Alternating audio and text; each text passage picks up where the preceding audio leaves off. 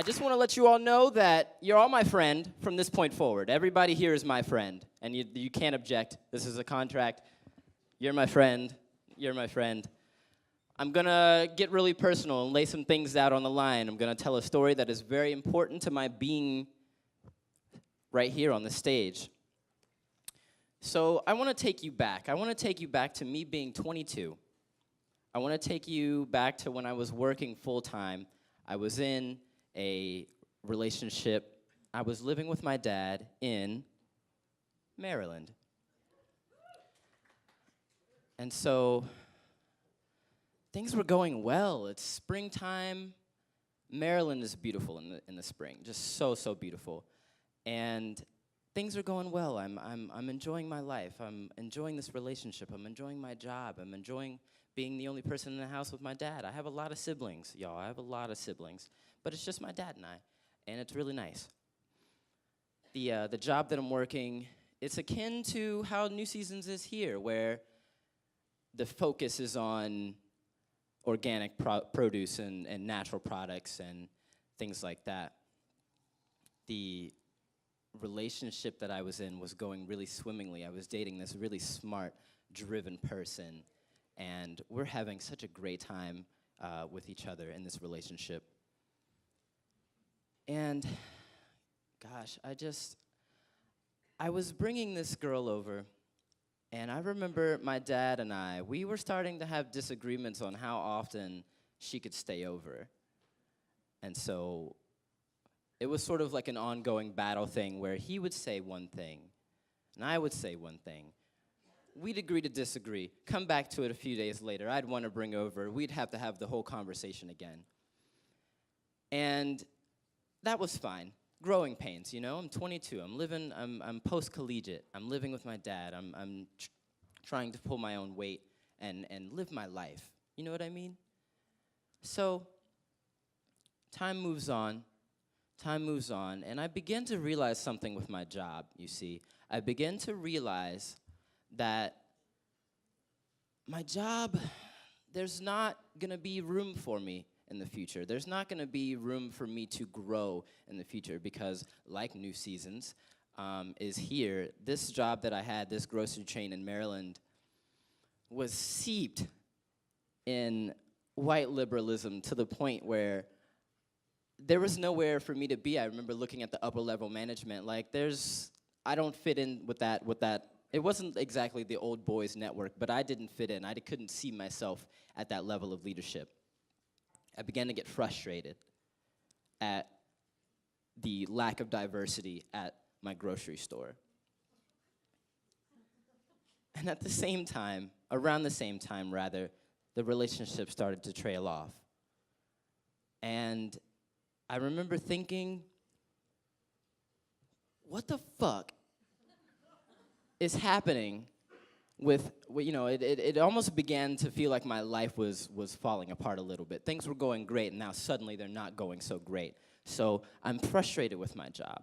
I'm just really frustrated, and I'm working. I've done all this good work for this company, and I don't really feel like there's gonna be any sort of reward as I push forward and I try to push upward. And then the relationship thing starts falling apart. We're communicating less. We're communicating not well at all. And eventually we break up. And so again, I'm just like, what's going on? What's happening all at once? It's like a snowball effect. And I remember I came home, I had a frustrating day at work. I had already been broken up with by this point. I had a frustrating day at work, and I came home, and my dad was home. And so he looks at me, and I don't remember exactly what he said, but let's just say the conversation went like this. Let's just say he told me, Carlos, you left your socks on the couch again. Don't leave your socks on the couch. And I was just so fed up with everything that happened that day and overall in my life that I was just like, you know what, Dad? You can shove that You can shove that sock right up your ass, Dad. And that began, or rather, that was the straw that broke the camel's back. And we argued like we have never argued before. And we're fighting, we're arguing, we're fighting, we're arguing. And at the end of it, I said, I'm leaving. I told him I'm leaving. In my head, I was just like, fuck it. I'm leaving Maryland and I'm not coming back. I didn't say that to him, of course. Would never say that to my dad. But in my head, I'm just like, I'm leaving, I'm not coming back. I'm not going, or I'm not staying here any longer than I have to. So I get on Facebook, and I'm very angry. And I'm typing to my friends, I'm like, guys, I'm leaving Maryland. Where should I go? I have some money saved up. Sky's the limit. So I have some friends, and they're like, oh, you should come to Chicago. I have a couch for you. Or, oh, you should come to New Orleans. I have a friend of a friend you can stay with. Or, oh, you should come to Atlanta. You can crash on my couch. And, none of these options really satisfied my anger. They didn't seem stable enough. They didn't seem like proper replacements. So I went to sleep. Next day, I woke up, and I see a reply on that same status, and it was from a friend who lived here in Portland. And she said, come stay with me. We won't charge you rent. You can stay in the extra room with my husband and I in our apartment. We'll be able to keep you for about 6 months or so. And you only have to pay for your own food. And I said, well, guess that means I'm going to Portland. That's the ticket right there. And that was that. I was making this decision single-mindedly out of the anger that I had for that conversation with my dad. And so I was working out the details with my friend, trying to figure out when I should fly to Portland. We decided on September. When the conversation where that status was made, when that all went down, it's about June. So there's a 3-month gap where I had to prepare for leaving Maryland. Everything that I knew and loved and was used to, I'm leaving it for a city that I had never heard of, that I had never been to. I had never been on this coast. The farthest out west that I had been is Reno, Nevada, which is completely different than Portland. Hell, I hadn't even met this woman that I was moving in with. We were internet friends. We had known each other for about 4 or 5 years, but we had never met in person. So I'm moving in, I tell my family, I'm moving to Portland. I'm telling them like it's, everything's okay. And so I remember telling my grandma. And I told her, I'm moving to Portland with a married couple. And they're both white. And the whole city's white. I'll be gone in 3 months. And she looks at me really woefully like, boy, I really hope you know what the hell you're doing. But she, gave me her love and her support. And so that's really all I needed. That was the blessing that I needed to move here to Portland and to get away from everything that I thought was the problem, everything that I wanted to get away. I was running from all of this, but I didn't know that at the time. So there's 3 months. In that 3-month gap, I didn't speak to my dad. We didn't say not a single word to each other. And this persisted like months later until after I even got to Portland. I remember getting off the plane, coming in the PDX airport, getting on the MAX with my friend. And the first thing that I remember when we're on our way to her apartment, the first thing I remember is, it's so clean here. And the train, it's so weird. It's above the ground. That's so odd. Wow, this is just a totally new place. There was a man who said hello to me when I got off the MAX, and I looked at my friend, and I go, what the hell's his problem? I wasn't used to anything. I didn't do any research about Portland, and I didn't know that people were going to speak to me and want to have a conversation with me. And let me tell you, I was not fucking having it, because I'm from the East Coast, and that's not what we do. We don't talk to people on the street. We don't make friends with strangers. No.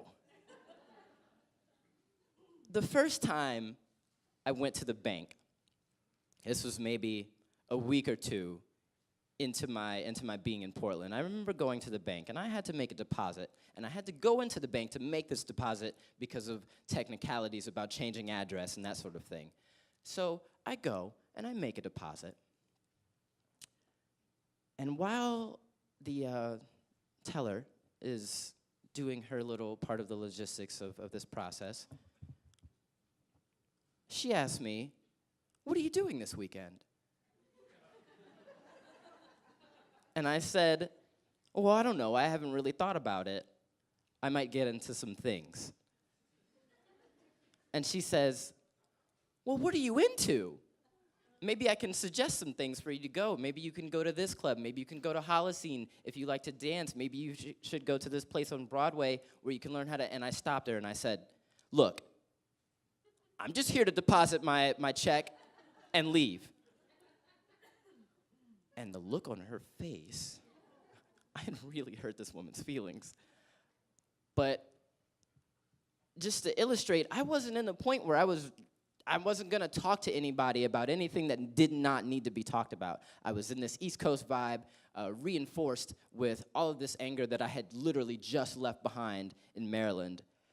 And I remember looking behind me at the line behind me, and there was an old woman with her hand over her mouth like, "This young man, how dare he say that to that bank teller?" And I, again, just was not at all used to how, and I'm assuming that most of you all know what I'm talking about. You're Portland people, you know. You all talk to each other and say hello and you know, buy flowers for your neighbor and do weird shit like that. I wasn't into it, okay? I wasn't into it. Now, I remember going to my first party in Portland. I had made friends.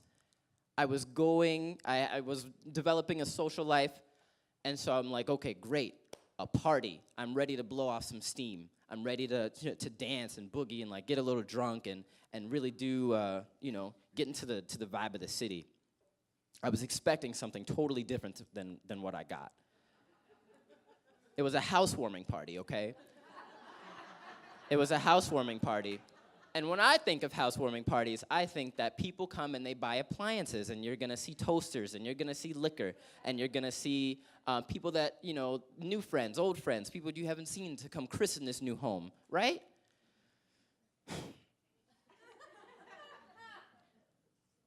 The first thing that I remember seeing when I walked into this home was a makeshift table made out of a cable spool, repurposed as a table. And on this table, there were an assortment of pies and cobblers. This was the housewarming party. Pies. That was it. That's what people brought, was pie. In the kitchen, there was a very large pot of mulled wine. And that was the party. The only music that was playing was just a shuffle of Modest Mouse songs. And that night, I don't normally smoke, but that night I smoked a goddamn cigarette because I did not know how to cope with this party. I thought there was gonna be at least something danceable, and no, it's about 8 people sitting around this cable spool with pies, just sipping on mulled wine on a Friday night. Now, it didn't, you know, that wasn't it. It did eventually, like, ramp up a little bit. There was a dance portion, and that's what they called it. Like, oh, you all feel like dancing? Well, let's dance. And so somebody takes their phone to the stereo system, and they plug in, and they start playing Radiohead.